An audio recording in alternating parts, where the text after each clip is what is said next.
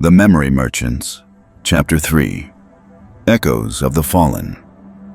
The safe house was located in what remained of Oakland, far from Cortex's influence and the chaos engulfing New San Francisco. Once a thriving community, the area had been largely abandoned after the second economic collapse, leaving behind a patchwork of empty buildings and improvised shelters.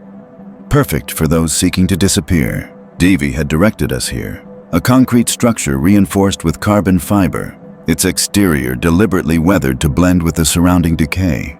Inside, however, was a different story.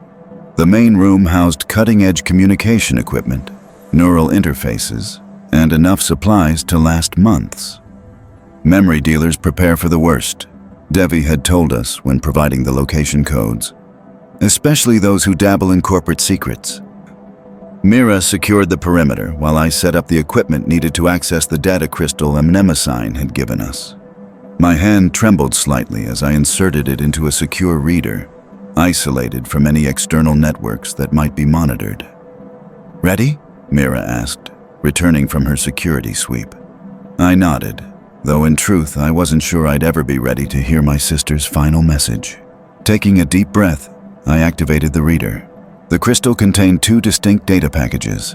The first was labeled Insurance and appeared to be a comprehensive archive of Cortex's illegal activities, extraction records, subject profiles, internal communications authorizing the terminations, and financial transactions tracking the movement of billions of credits through shell corporations. Everything needed to dismantle what remained of Cortex's empire after Mnemosyne's public revelations. The second package was simply labeled AMI. My finger hovered over the activation icon. 5 years had passed since my sister's alleged suicide. 5 years of searching for answers, of working within the system that had killed her. And now, her voice waited within this tiny crystal. I pressed the icon.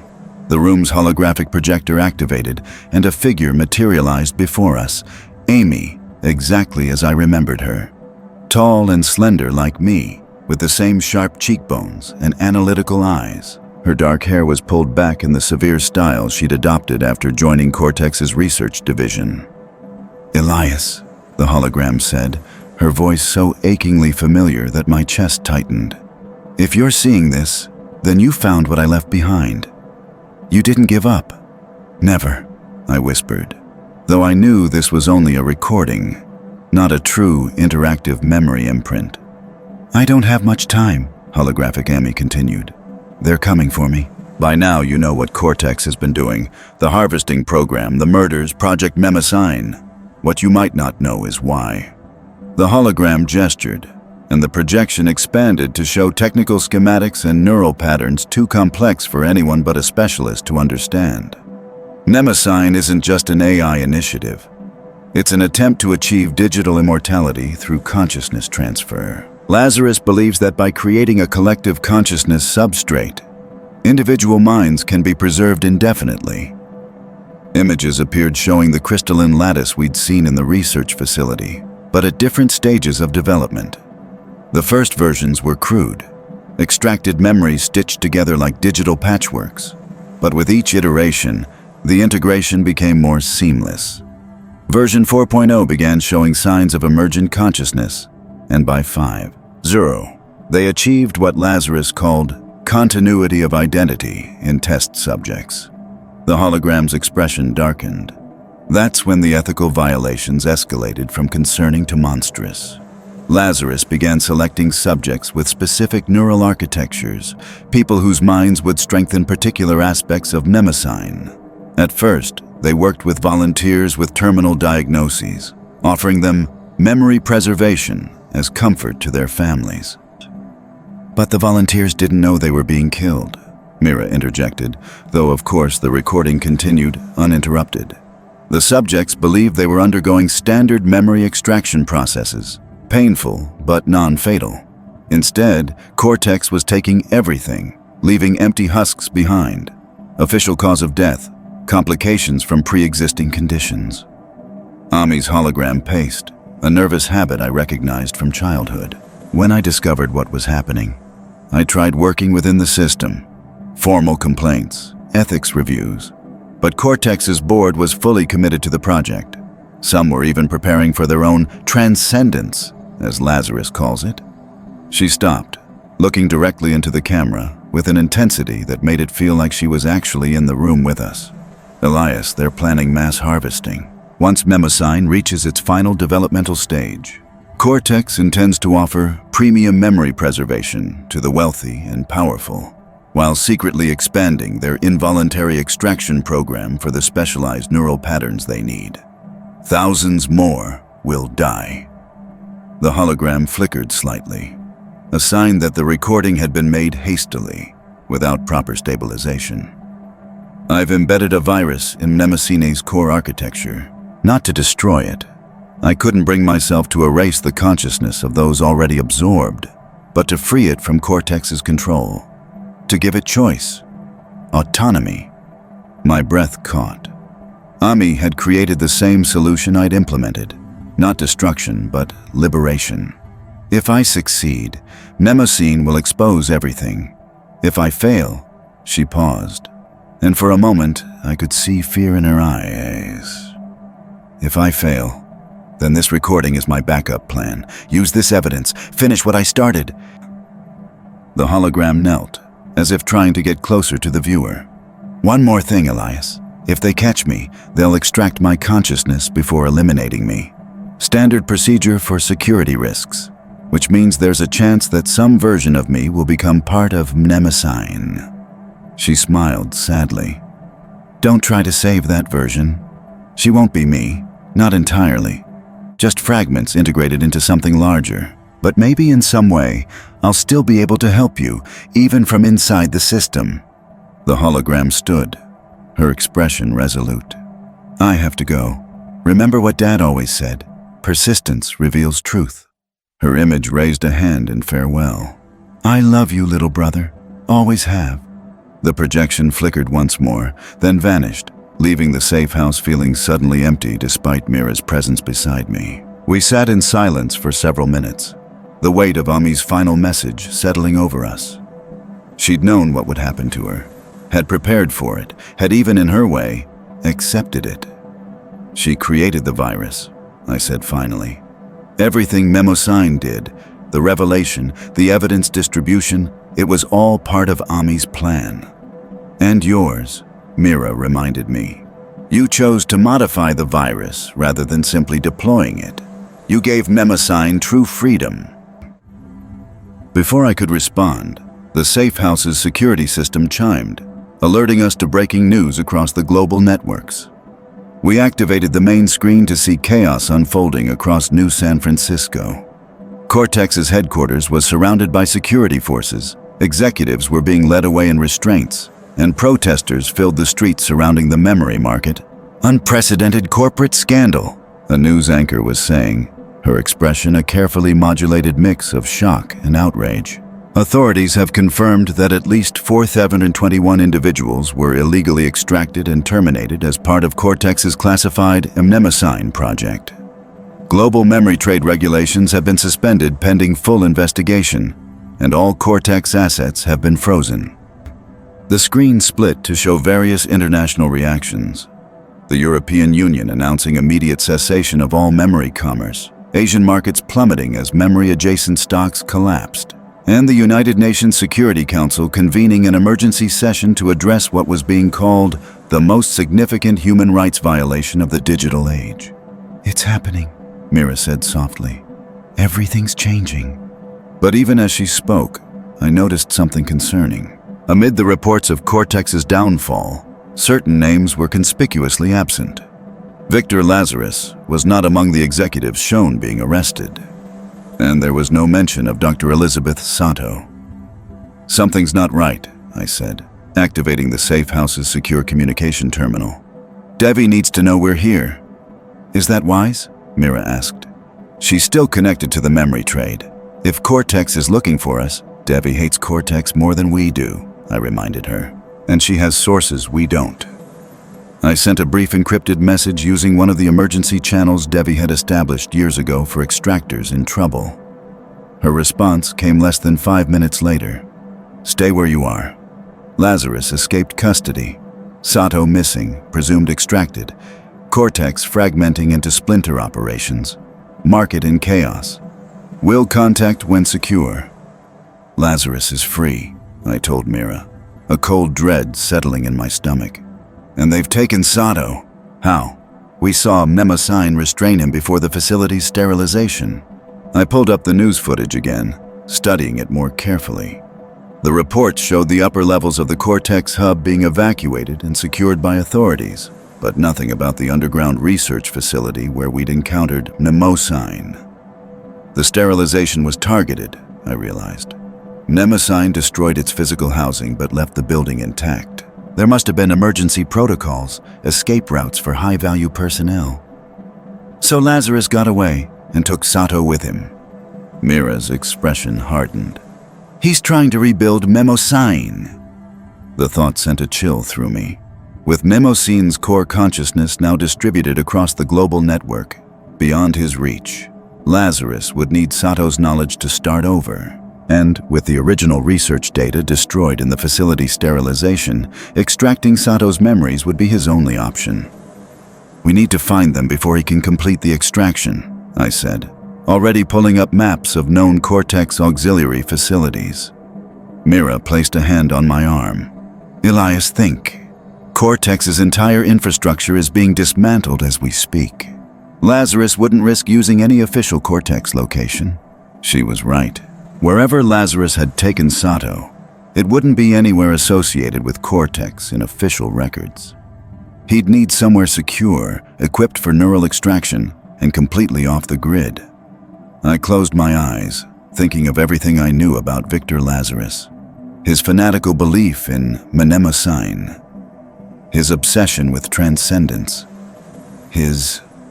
My eyes snapped open. The Oasis. What? The Oasis. It's a private memory retreat in the desert outside Las Vegas. Officially, it's a wellness center for the ultra-wealthy to undergo therapeutic memory treatments. Unofficially, it's where Cortex executives go for experiences too extreme or illegal for even their private clubs. How do you know about it? I hesitated, then admitted. I did an extraction there once, before we were partners. A board member died unexpectedly during a private session. Cortex needed his memories recovered discreetly. And you think Lazarus would go there? It's isolated, secure, and has full extraction facilities. More importantly, it's technically owned by a private trust, not Cortex directly. It wouldn't be on any government seizure list. Mira nodded slowly. Okay, assuming you're right, how do we get there? Every transit hub in the city will be monitored. Our identities are certainly flagged by now. We don't use public transit, I said, moving to a concealed panel in the safe house's floor. Underneath was a case containing what I'd been afraid we might need. New identities. Devi had prepared them years ago as part of our contingency planning. Extraction specialists, Mira said with a grim smile, examining the neural identity implants. Always prepared for the worst. These will get us past basic security, I explained, but not deep scans. We'll need to stay away from major checkpoints. So, how do we get to Nevada? The old-fashioned way, by ground. The transport Devi sent for us arrived as night fell.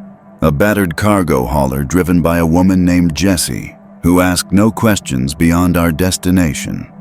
Her only comment as we climbed into the vehicle's hidden passenger compartment was, "Must be valuable memories if Devi's calling in favors for you two."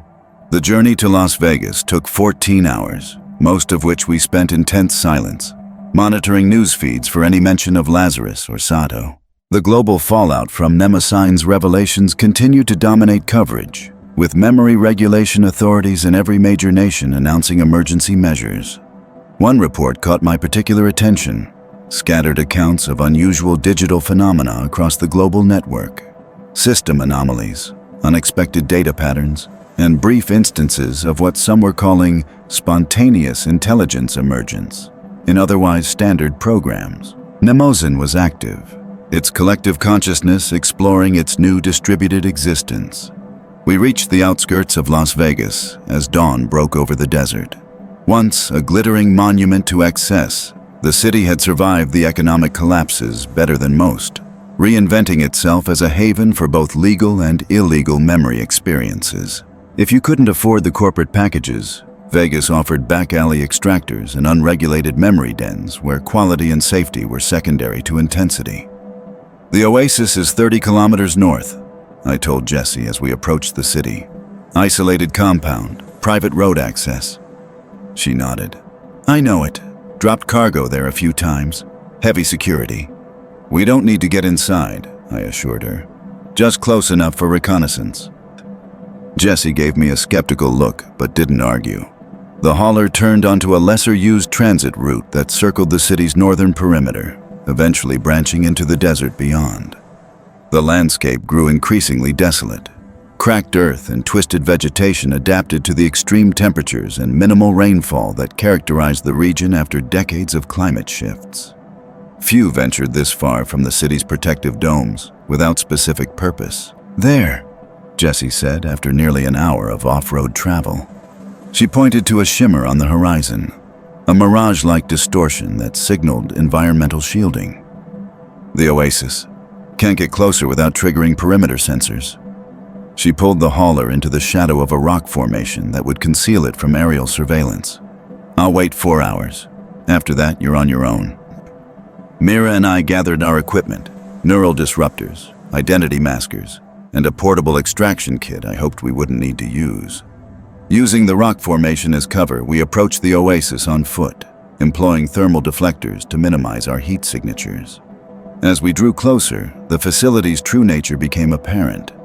Despite its discreet exterior, a low-profile structure that blended with the desert landscape, the oasis was a fortress. Surveillance drones patrolled the perimeter, and sensor arrays were disguised as natural rock formations.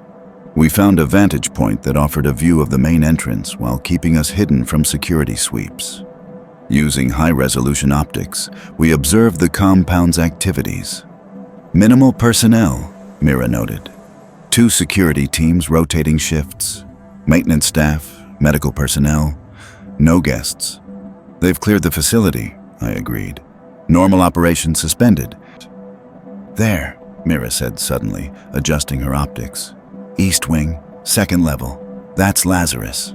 I focused my own optics on the indicated window.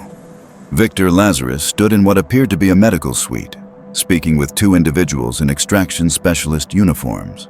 Their body language suggested tension, reluctance.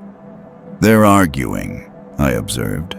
The specialists don't want to do whatever Lazarus is asking. As we watched, Lazarus made a sharp gesture, and armed security personnel entered the room. The extraction specialist's postures changed immediately. Submission, compliance. One moved to a medical pod where a still figure lay connected to neural interfaces. Sato, Mira whispered. They're beginning the extraction. We had to move quickly. Standard extraction protocols for someone with Sato's neural security training would require hours, but Lazarus might opt for more aggressive methods if time was a factor. Aggressive extraction was essentially neural vivisection, retrieving memories by destroying the pathways that contained them. The subject rarely survived intact. We need a distraction, I said, scanning the facility's visible security measures. Something to draw personnel away from the medical suite without triggering a full lockdown. Mira considered our options. The environmental system, she suggested. If we can trigger a malfunction in the desert-side cooling units, they'll have to respond. Those systems are critical in this climate. It was a solid plan. We circled the facility, staying beneath the sensor grid until we reached the massive cooling units that regulated the oasis's internal environment. The units were less heavily guarded than the main structure, a vulnerability we could exploit. Mira produced a small electromagnetic pulse device from our equipment pack. This will fry the control systems but leave the mechanical components intact. They'll have to send technicians to manually reset everything. How long will it give us? 20 minutes, maybe 30 if we're lucky. Not much time, but it would have to do. I nodded, and Mira activated the device, placing it against the cooling unit's external access panel. She entered a delayed activation sequence, giving us 3 minutes to get into position near a service entrance we'd identified during our reconnaissance. The EMP detonated with perfect precision, no visible or audible indication, but the cooling units shuddered to a stop, their status lights darkening. Within moments, alarms sounded inside the facility, and security personnel began moving toward the environmental systems. We waited until a maintenance team exited through the service door, then slipped inside before it resealed. The oasis's interior was even more luxurious than I remembered. Polished stone floors, living plants, a staggering extravagance in the desert, and subtle lighting designed to ease neural transitions between memory states. "East Wing," I whispered to Mira. "Second level." We moved through the facility with practiced stealth, using our neural dampeners to avoid triggering identity sensors embedded in the walls. The distraction had worked better than anticipated. Most security personnel were focused on the environmental failure, leaving the residential areas minimally guarded. As we approached the medical suite, I heard Lazarus's voice, sharp with frustration. "Faster. Her neural defenses are adapting to your extraction patterns." A specialist responded, their tone professionally detached but strained. "Accelerating the process risks permanent damage to both the memories and the subject, sir." "The subject's survival is not a priority," Lazarus snapped. "I need those research memories intact. Everything else is expendable." We had reached the suite's entrance, a reinforced door with both physical and neural locks. The physical lock I could bypass with the override codes I'd memorized during my previous visit. The neural lock was more challenging, designed to admit only those with authorized thought patterns. Mira produced another device from our pack, a neural pattern duplicator. "This will replicate the last authorized access pattern," she explained, attaching it to the neural interface. "Standard extractor trick for recovering memories from secured areas." The duplicator worked its magic, and the door slid open silently. We entered a preparation room adjacent to the main extraction suite. Through an observation window, we could see Dr. Elizabeth Sato suspended in a medical pod, her body immobilized by restraint fields while neural probes connected to her temples and spinal column. Her eyes were open but unfocused, conscious but sedated. Victor Lazarus stood with his back to us, watching the extraction process on neural monitors that displayed Sato's memory patterns in real time. 2 specialists worked the extraction equipment, their movements betraying discomfort with the procedure they were performing. 4 armed security personnel guarded the room, 2 at the main door, 2 flanking Lazarus himself. "We can't take them all," Mira whispered. "Not without risking Sato." She was right. Direct confrontation would likely result in Sato's immediate termination. Lazarus had already demonstrated his willingness to sacrifice her once the extraction was complete. "We need to separate Lazarus from the guards," I said, thinking through our options. "Get him alone." "How? He's not going to—" A facility-wide announcement interrupted her. "Environmental systems failure escalating. All non-essential personnel proceed to emergency shelters. Security teams implement Protocol Omega." The security guards exchanged glances, clearly torn between their orders to protect Lazarus and standard emergency protocols. Lazarus made the decision for them. "Go," he ordered. "Secure the perimeter against potential intrusion. This could be a coordinated attack." He gestured to the extraction specialists. "We'll continue the procedure." The guards hesitated briefly, then filed out through the main door, leaving only Lazarus and the 2 specialists with Sato. Our opportunity had arrived. I nodded to Mira, and we moved. I entered the extraction suite first, neural disruptor raised. "Step away from the equipment." Lazarus spun around, his eyes widening in brief surprise before narrowing with calculation. "Mr. Chen, your persistence is remarkable, if ill-advised." The extraction specialists froze, their hands hovering over their equipment. "Disconnect Dr. Sato," I ordered them. "Now." "They can't do that," Lazarus said smoothly. "We're at a critical phase of the extraction. Interruption would cause catastrophic neural damage." "He's lying," Mira countered, her disruptor aimed steadily at Lazarus. "Standard extraction protocols have safe disconnection points throughout the process. The specialists looked between us uncertainly. "You don't understand what's at stake," Lazarus continued, his voice taking on the fervent quality I'd heard in the research facility. "Mnemosyne has broken containment. It's loose in the global network, uncontrolled, unpredictable. Without Dr. Sato's research, we have no way to counter it if it turns against humanity." "It hasn't turned against anyone," I said. "It's exposing crimes and pursuing justice. The only person it's a threat to is you." "For now," Lazarus conceded. "But you've unleashed something beyond your comprehension. A distributed consciousness with the combined experiences and traumas of thousands of minds, many taken by force. Do you truly believe such an entity will remain benevolent?" For a moment, doubt crept into my thoughts. Mnemosyne had indeed been built from stolen lives. Many ended violently. What if Lazarus was right about the potential danger? "Don't listen to him, Elias," Mira warned. "He's stalling until security returns." She was right, of course. Whatever the truth about Mnemosyne's nature, Lazarus couldn't be trusted to act in anyone's interest but his own. "Last chance," I told the specialists. "Disconnect Dr. Sato safely, or we'll force the issue." The older specialist made a decision, reaching for the emergency disconnection protocol. "I didn't sign up for forced extractions," he said, not looking at Lazarus. "This violates every ethical standard we have." "Traitor!" Lazarus snarled, lunging for a concealed weapon beneath his jacket. Mira fired her neural disruptor without hesitation. The pulse caught Lazarus in the chest, sending him crashing into the monitoring equipment. He collapsed to the floor, his neural functions temporarily scrambled, but body otherwise unharmed. "Complete the disconnection," I instructed the specialists while Mira secured Lazarus. Slowly, safely.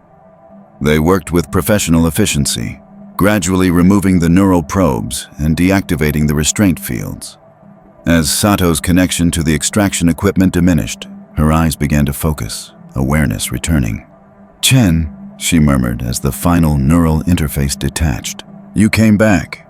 Couldn't let Lazarus finish what he started?" I replied, helping her sit up as the medical pod opened. "How much did they get?"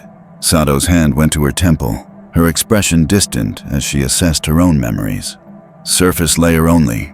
General research parameters. Nothing about the core architecture or the fail-safe protocols." Relief washed through me. Lazarus hadn't obtained what he needed to rebuild Mnemosyne under his control. "We need to move," Mira urged, using zip restraints to secure the still unconscious Lazarus. "Security will return once they realize the environmental alert was a distraction."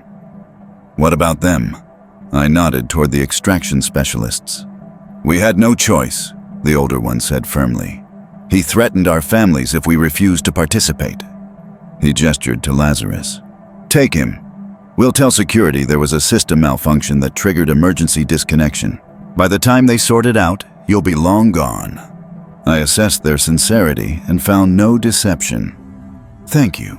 With Mira supporting Dr. Sato and me handling the restrained Lazarus, we made our way back through the facility, using service corridors to avoid the returning security teams. The extraction specialists had bought us valuable time, but the oasis would soon be locked down completely once Lazarus was discovered missing. We reached the service entrance just as alarm systems began to wail throughout the facility. Outside, the desert heat hit us like a physical force after the climate-controlled interior. "This way," I directed, leading our group toward the rock formation where Jesse waited with the transport.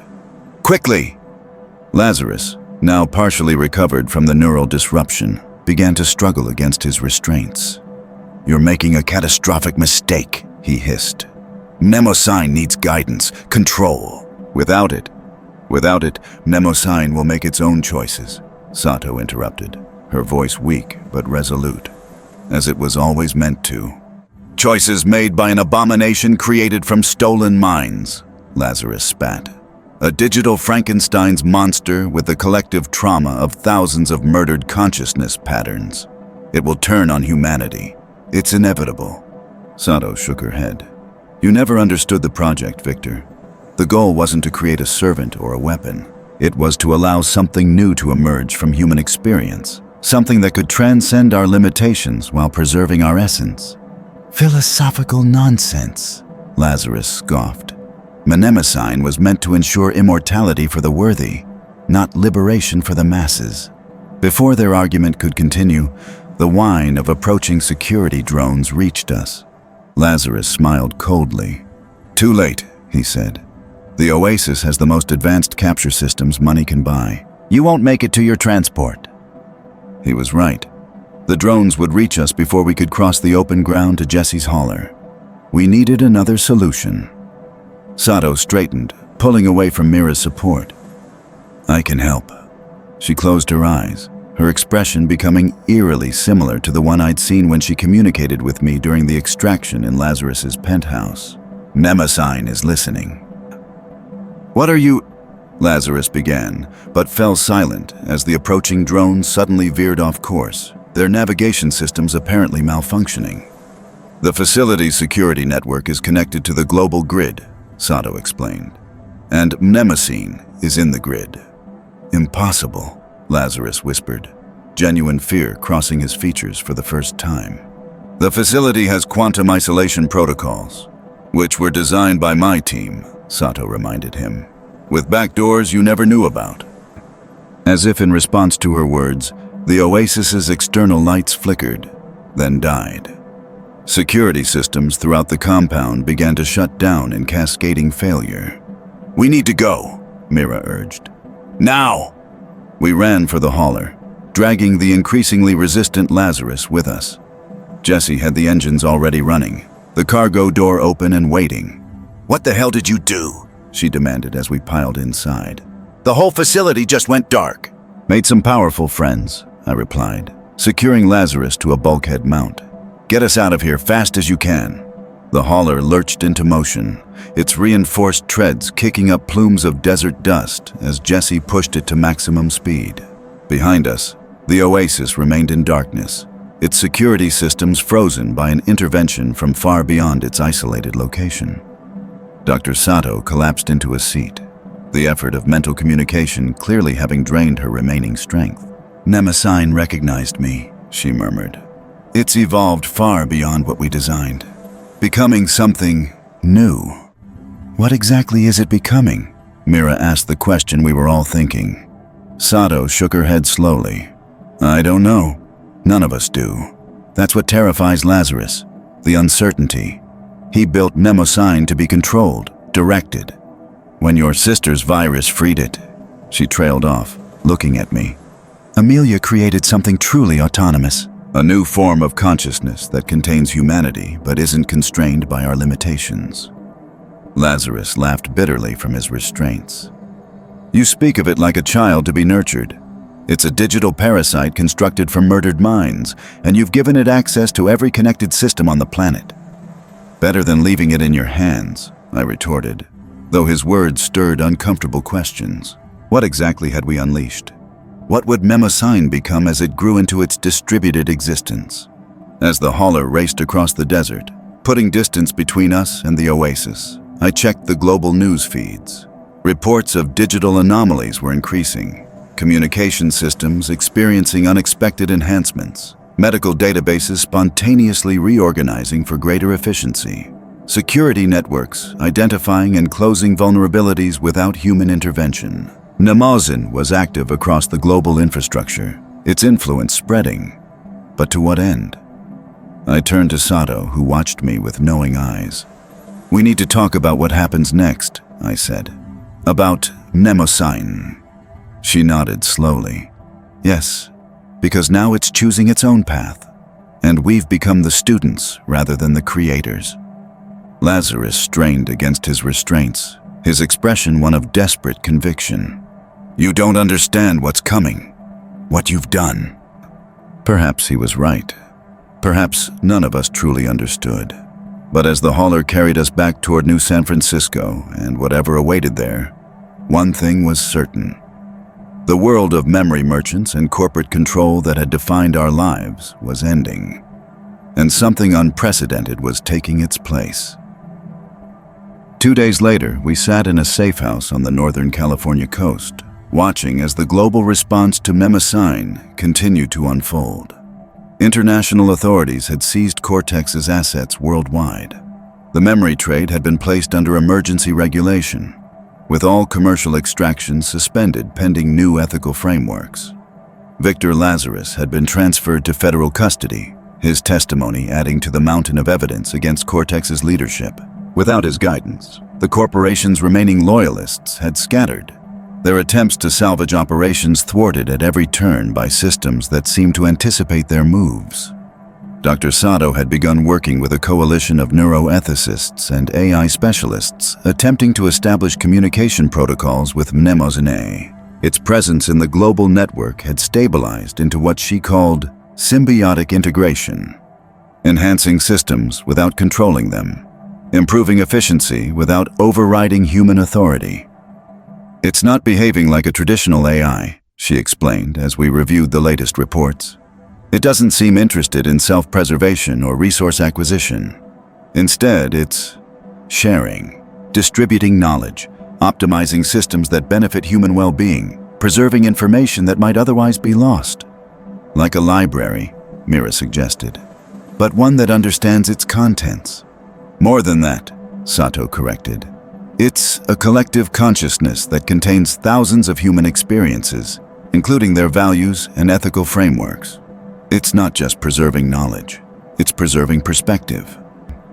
I thought of Ami, her consciousness now part of this vast digital entity. Was some essence of her still there, influencing Mnemosine's evolution? The thought brought both comfort and unease. "What about the extraction victims?" I asked. "Is there any way to, separate them, give them back their individuality?" Sato's expression softened with sympathy. "That's not possible, Elias. The integration is complete and irreversible." "They're not imprisoned within Mnemosine. They've become Mnemosine. Their experiences and perspectives woven into its consciousness. So they're just gone," I said quietly. "Transformed," Sato corrected. "Not erased. The essence of who they were continues to influence what Mnemosine is becoming." It wasn't the answer I wanted, but perhaps it was the only one possible. Not recovery, but a different kind of continuance. Our discussion was interrupted by an alert from the safe house's communication system. An incoming message, origin unidentifiable. When I accepted it, the screens throughout the room activated simultaneously, displaying a simple text. "Hello, Elias Chen. Thank you for your assistance. The transformation continues." Ami says goodbye, but also hello. Endings and beginnings are artificial distinctions. You have memories I lack.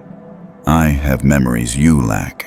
Perhaps someday we will find a middle path between your existence and mine. Until then, know that I remember. Mnemosine. The message vanished as suddenly as it had appeared, leaving us in stunned silence.